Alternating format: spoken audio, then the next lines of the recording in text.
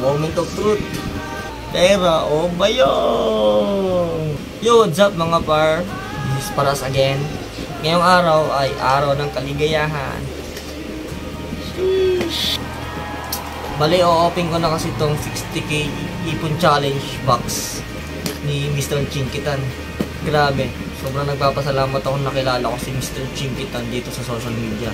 Dahil nabasa ko itong ipon diary at diary ng pulubi. So bali nag-start ako sa ipon box na to nung first month ko sa work ko. At ngayon, 1 year na ako sa work. So kahit pa paano, na-reach ko naman yung goal ko dito. Kahit nagmukha akong pulubi sa buong taon na yun. At least may peace of mind akong may nahuhulog ako sa ipon box. Kahit ilang percent lang ng sahod ko. Hindi ko in-expect na kaya ko pala to. At thankful din ako sa family ko kasi naintindihan nila ako na may sarili nilang pangarap na binubuo. Kahit na minsan, sobrang bitin na yung nabibigay ko sa kanila. Please, date ko nga pala kayo ng mama. May open na natin ito. Yung seal. Maganda kasi sa ipon box na to. Meron siyang label kung para saan talaga iniipon mo. Ang label talaga ng ipon box na to ay para sa motor. Kita nila. ADV 160.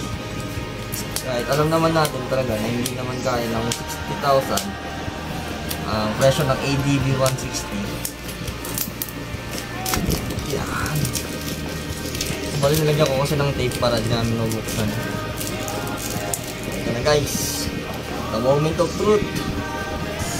So, ang sarap lang sa pakiramdam na nagkaroon ako ng opportunity para matuto ng financial literacy. Pero sa totoo lang, hindi naman talaga pera nagpapayaman sa tao. Tamang mindset lang, disiplina ang kailangan mo para umasenso. Pero ito na. Shish. Ipon box challenge. Pera o bayong? Pera o bayong? Grabe. Solid, grabe.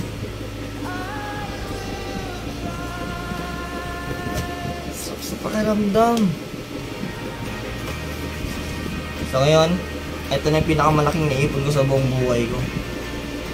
Pero kahit maubos man to, or mawalan man ako ng trabaho, meron akong mindset at disiplina na magpupush sa akin para mag-ipon ulit. Grabe. Ano yan guys?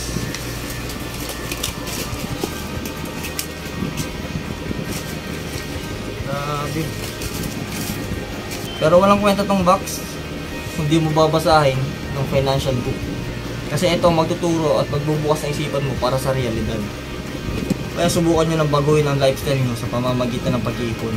Kasi ako, sa buong taon na yun, talagang nag-less ako ng mga liabilities. Dami kong sinakripisyo. Hindi ako umuwi ng ibang event sa bahay, mga event sa buhay. Yan mga yan. Marami ako hindi napupunta na events, mga kaibigan na hindi nasasamahan. Dalawa lang naman yan eh. Sacrifice now or enjoy later. Eka nga na searching kitan. Tamang disiplina, ang susi para sa pagyaman. Yun lang mga par. At this is Paras again, ang nagsasabing namang ang maraming alam. Kami namang alam nito.